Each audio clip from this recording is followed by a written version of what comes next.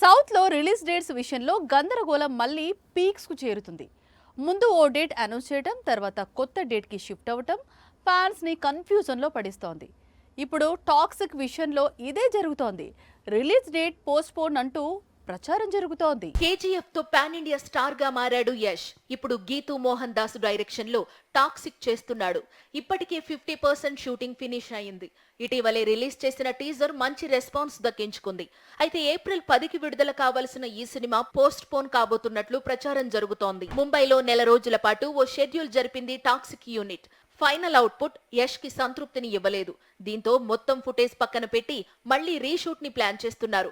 దీంతో అనుకున్న టైంకి చిత్రీకరణ పూర్తి చేయడం కష్టం. టోటల్ వర్క్ పూర్తవడానికే మే వరకు టైం పడుతుందట. టాక్సిక్ సినిమా ఏప్రిల్ ని మిస్ చేసుకుంటే దసరాని టార్గెట్ చేయాలి.